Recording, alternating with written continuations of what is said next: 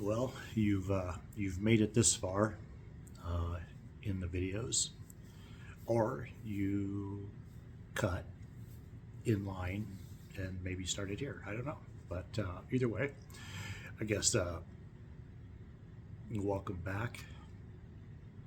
This is part 5 of He Loves Me, He Loves Me Not.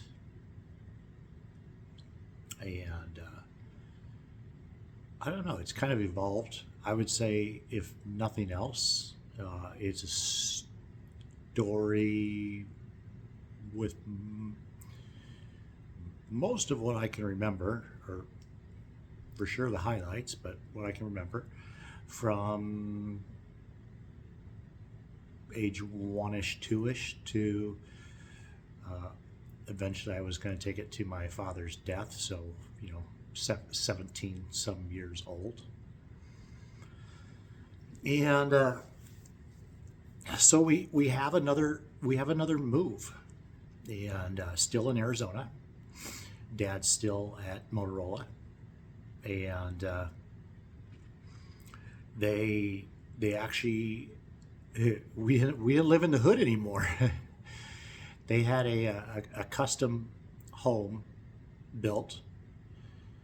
I don't know if you'd say, yeah, I mean, you get to pick out stuff. There's about 4 or 5 models, so, but it was in a new neighborhood, and it was a 5-bedroom, 2 bath.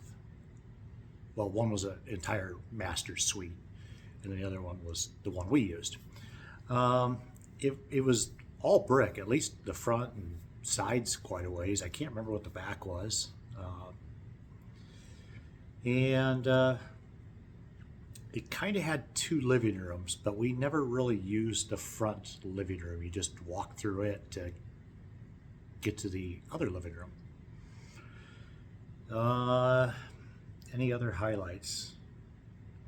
I don't know. Had a 2-stall, garage, and the price was right around $105,000, if I remember right. And on this street, which I have a little bit more detail about the street, whatever video where I make reference, I think it's when I'm talking about guns. Yeah, I'm kind of describing the event and that street. But we were probably, I don't know, I want to say 6th or 7th house down into the neighborhood. And yeah, it was different. I don't know if anyone else could smell that on us, that we were poor white trash moving into this neighborhood,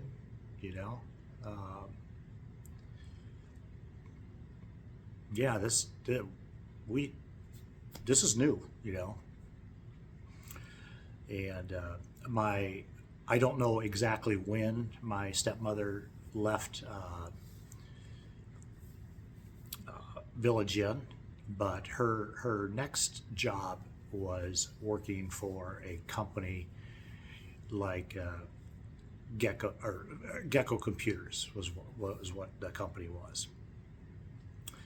Because computers were really coming in, and back then they really all were a kind of different shaped metal box, and then you stuffed the components in them and loaded Windows basically on them, and you sold them, and they could get extras like a keyboard and a mouse and what kind of monitor they wanted.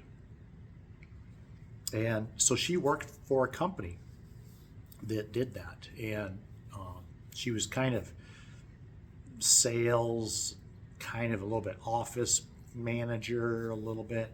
I don't know how she landed it. I don't remember. But obviously now the incomes have afforded this move, I guess you could say. So I'm going to start off with all the stuff that makes me look like a juvenile delinquent, like someone that really should have been taken off the streets.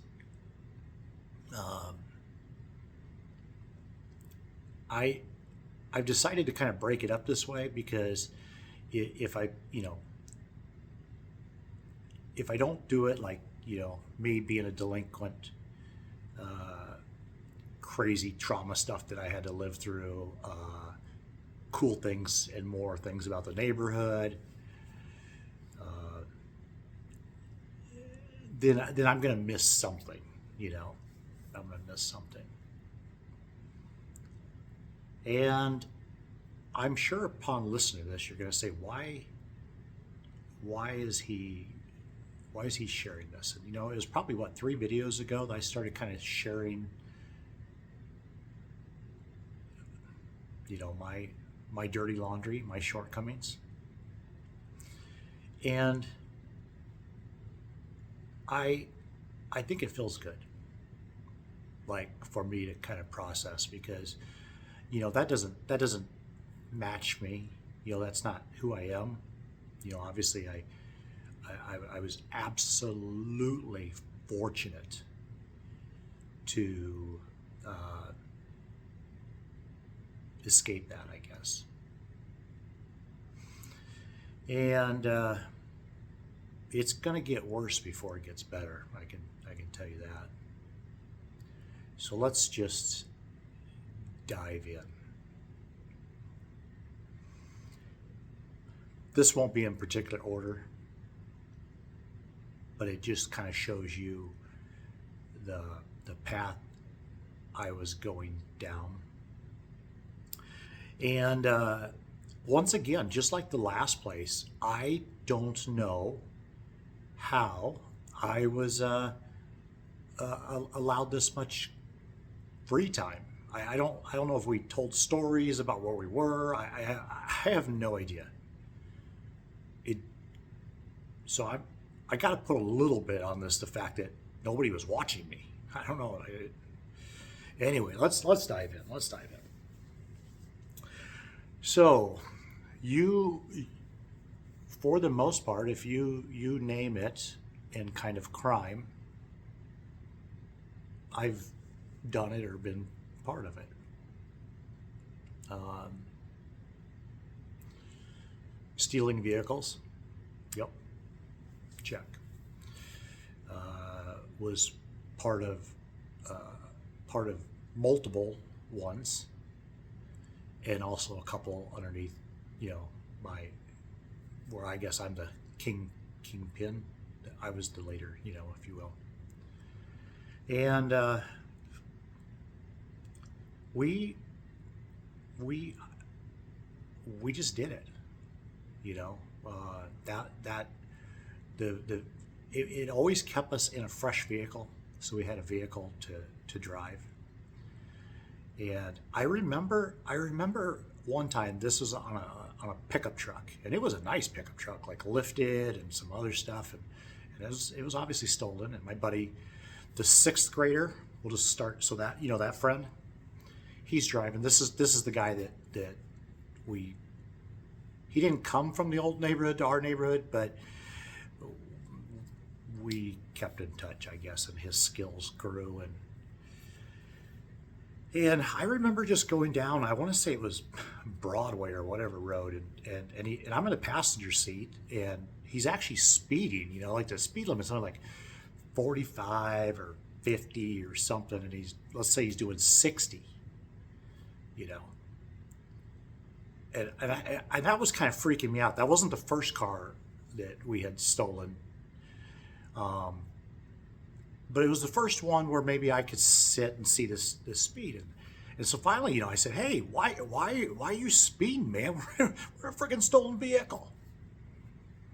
And I got probably one of the best pieces of advice that I've gotten in my life, and that was, if we're doing the speed limit or under, then we're a criminal.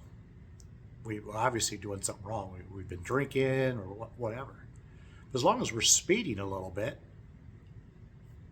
we're obviously not guilty.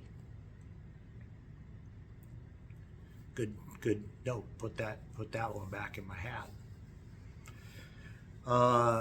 We did license plate swaps, and so for the most part, you never wanted to steal a vehicle that was like rare, because when you do plates, okay, because you got to swap your plates, you you got to find a vehicle that looks similar to the one you've stolen and are driving around, okay. And we would only keep plates for about a week, and then we would move them on to the next person. But what you would do is, so this was a brownish pickup truck. We would look. I can't remember if it was Chevy or Ford, but we would go look for another brownish around the same year truck. Just because we were always prowling, I guess, and then we would do that, and we would steal the plates off of that vehicle, and then actually swap and put on our vehicle's plates. In Arizona, there's only one plate, just the rear, but you would swap it. And the logic behind that is, we weren't always driving, but even if we were driving, if a cop was to run our plates, it's going to match. Oh, granted, it's not the same VIN, but they're not checking VIN. Now, if you had a brown truck and you put on a red convertible's plates, they're going to see that the minute they pull that up.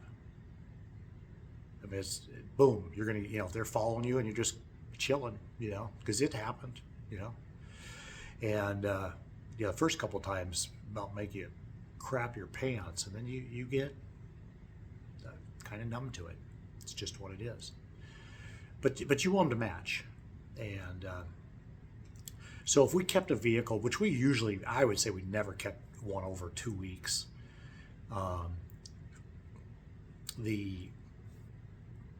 you would swap plates once a week, or you would be on the hunt for your next vehicle.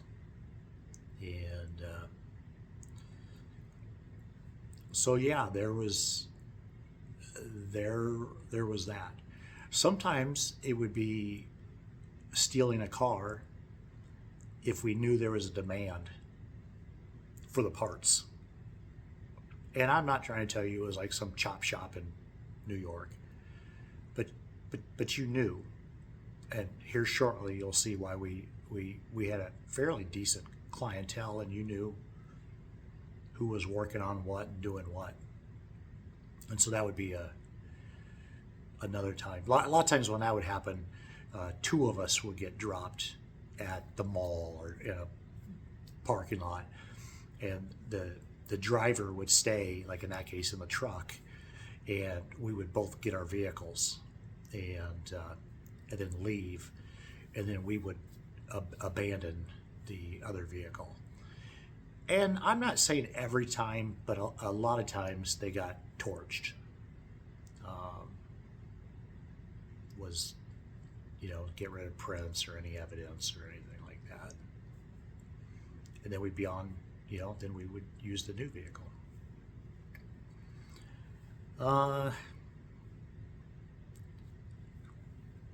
We did a lot of parking lot / malls. Depending on what it was, this would, I guess, be breaking and entering. I don't know what they call it in the car world. But we would, especially malls, especially around holidays or even weekends, people don't want to carry all their bags. And I don't know how people shop now. I have no idea. But they would go into a store and there's not a shopping cart, so you got these bags, and so a lot of times they would run them out to their vehicle, and then turn around and go back in and shop the next store or the next two stores. And so, with just a little bit of good eye, you could keep track of a full parking lot looking for that. Basically, if they're coming out with stuff and then the vehicle doesn't leave and they're heading the other way, then that's you've got goods. Another one that we did a couple of times, and there would be 4 or 5 of us in the car, and whenever I watch Goodwill Hunting, it always reminds me of what it looks like, because we were, all white guys, and we weren't like really gangsters or nothing, really, but we were just cruising like they were in their car, when Will gets in and everything. Um,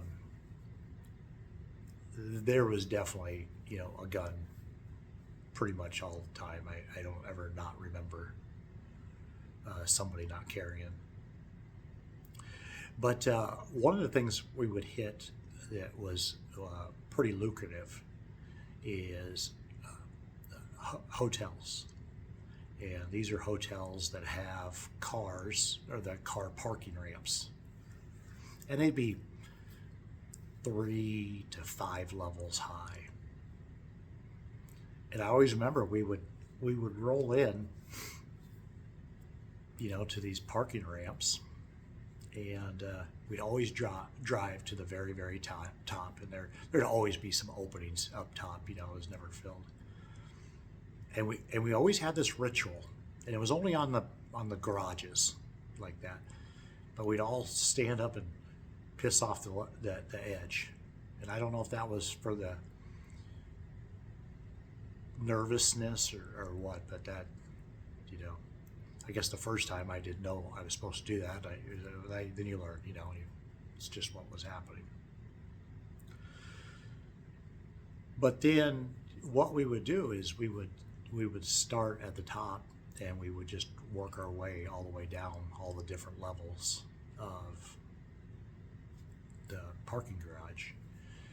And there'd be 2 guys, one that typically took care of the alarms systems, if there was alarm systems, and then the other guy was just super good and fast at getting into the cars, the locks or whatever, and in the trunks also. And then there would typically be a couple of us that just fall behind, grabbing loot and bringing it back to the chase vehicle, which there was a driver in that vehicle, and we would just proceed down, and you'd be amazed. There'd be cash, credit cards, there, guns, knives, luggage. Probably half of them had luggage in it, and there was always something good inside of luggage. And we would also, depending on what it was, the desirability, we would take the head unit or the radio, because we could move those too. And we would just work our way down. And the more plentiful, or the more cars that we didn't skip, I guess the more attaboys for us, yeah. And we probably did 3, maybe 4 of those, not in one night. And you'd see them in the paper. I mean, you could look at the paper the next day and they would be in it, because, that's kind of a deal. You hit 25, 50, 75 cars all in one deal, it makes the paper. And then we would all, get back in the vehicle, and then we would spend into the wee hours of the morning going to the different contacts back then, our distribution system. And certain people wanted radios or head units. Certain people wanted jewelry, some clothes. It was really, and then sometimes you would almost, when you were at that location, you kind of just show off your wares, and so we would turn that stuff, pretty much that night, back into cash. We would keep the credit cards and any checks. You could do a lot more check writing with because you'd find IDs and everything else. you could do a lot more check writing than you could now. It was so much easier, you know. And so we could extract fuel and goods and smokes and alcohol and drugs, but mostly drugs was exchanged for goods typically. And then if there was something cool that one of us wanted, we would just keep it. And there was a ton of camcorders back then, and cameras, and Discman that you would have. You know, just a tremendous. A lot more phones, cell phones, than you think. But you got to remember, these are not the cell phones you're thinking of. These are the ones in the leather bags. They're huge. Yeah, they're ginormous, and they had a little bit of value. You know, we would grab those too. But,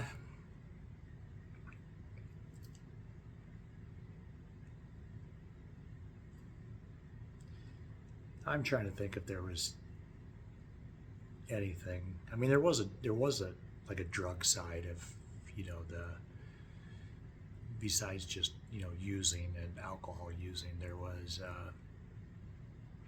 the distribution of it, and that's probably where I first learned from seeing the technique. I don't know if I guess you call it technique, but basically buying drugs in bulk because we had the cash, you know. So and then divvying it up into smaller quantities. That if you added up all those quantities, you'd make more money than just selling. And so there's a large margin in there. You know, realistically, pretty easy 100% markup or whatever for a very, very little work and a little bit of slinging, as we'd call it. You know, basically getting matched up with customers.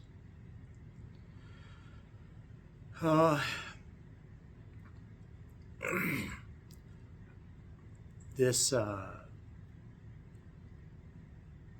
you know, I talked about in one of the videos that we never got in trouble for that. Okay. Two of them did. One got put on house arrest. The other one had some probation and some different things. I never got in trouble for any of that. I was lucky, and I probably because I wasn't as greedy. And that's actually another saying that we had back then was greedy, get caught. Okay. So what does that mean? Well, realistically, you could steal a truck and drive a truck and be fine, you know. Now, you start doing a lot of it, or you know, like steal 10 trucks, or I don't know. You know what I'm saying? You get greedy, you get caught, and so that was always kind of a thing that you would hear quite a bit, or reminded of. But back to the two times that I talked about with the FBI. I'm trying to decide. Let's start with the light one and comical one first. The light and comical one happened at school, and I think it really just got a little bit blown out of proportion. But I totally get it. But it seems it seems a little bit much for back then. It seems like surely this is what they would do today. Okay. So my buddy up the street was an absolute whiz at electronics. And like I said in previous videos, I've taken stuff apart for forever. And so I really increased my knowledge. It was kind of the really big stretching of my electrical knowledge. But basically, a piezo buzzer, okay, which is basically the things, if you think about your smoke detector, you know, that noise. But basically in real life, if it would never shut off, okay. Once it was turned on, it would just stay on. And so I had one of those piezo buzzers with me and a 9-volt battery. And I had it at school. And I don't I don't know why I did this. I don't know that I really like planned it out to do it. Uh, but an opportunity presented itself. It was not heavy raining, but light raining that day. I'll never forget because uh, this particular campus for middle school was very unique. All the buildings were separated. They were like little Smurf huts, and I would say each building had 4, maybe 5 classrooms. Okay, and all the lockers were outside. There'd be 2 sets of them, and they're under a little makeshift kind of roof thing, and then there's cages on the end.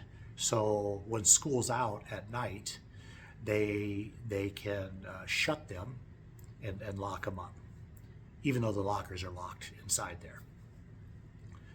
Well, that particular day it was lightly raining, and I don't know what possessed me to do this, but there was an empty. These didn't have padlocks on; they had the twisty ones that are already built in. But there was an empty one that wasn't. I don't know. It was open. So, what I did, I plugged that battery in, and chucked that into that locker, and she's squealing like crazy. And I slammed and locked the locker. And I mean, people heard it, but there were so many people, nobody knew. You can't tell where that kind of sound's coming from anyway, really. And I shut it, and you know, they're all full, and I walked to class. And I remember the class to this day. This particular class, we learned silk screening. So we actually could silk screen a shirt. So we did the whole process. We learned about engraving, and I think they were probably getting us ready for the workforce, maybe in case we're doing some engraving. But we got to make a little thing, and then the other part of it was architecture. Was kind of the gist of this class, and we learned about home design, more the functionality of it than 2x4s and all that. Okay, and I don't know how the hell they found out it was me. I was laughing my ass off all the way to class. And I'm in class, and then I'm kind of just laughing. I thought, well, whatever. And then I had to go to the office, which I had been there before. School was hard for me, and I had to go past like the front desk thing, and they escorted me back, and I'm in the principal's office, except there's like dudes in pretty nice dress, dress up, suit and tie kind of business, and they're kind of flanking. I don't know what there was, maybe 3 on both sides up against the wall, and well, it was pretty serious for a while, and I shared the story just like I shared it with them as I was maybe, I guess, trying to defuse the situation. But in the end, kind of the gist I got out of it was the FBI didn't think it was funny. But I also got the gist that the principal thought it was kind of funny. So, like I said, that's my lighter story with the FBI, and my second part is this was a new housing development that we lived in, and probably depending on the neighborhood, but every 10th house probably was done and completely ready and waiting for a buyer. And I don't know really what possessed me to do this, other than can you do it, and maybe a sense of accomplishment. And so I started breaking into homes. And in fact, the one house I spent the night in, I just slept there, you know. And I would say 12 to 17 maybe homes.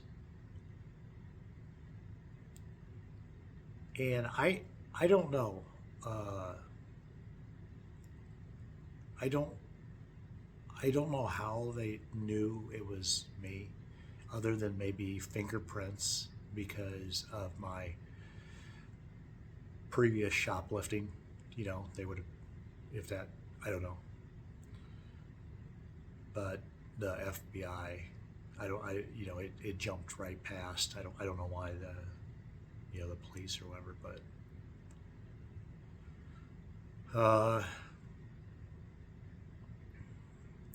so just a lot of theft. I pretty much the shoplifting from stores dropped as I had more cash to just the risk to reward wasn't there for little trinkets to get caught.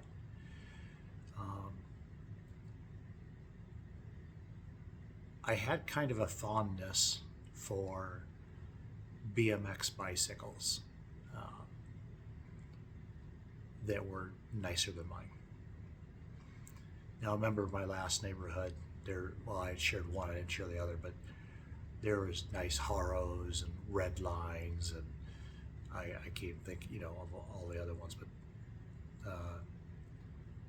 so I took a liking to that, and I was stealing bikes too, and I got really good at locks, the padlocks and bicycle locks or whatever. Getting into those, I got real. I wasn't fast, but I would say 5 minutes I could do one. And then I would have me a bike, and I'd paint something or whatever, and then I had it. And,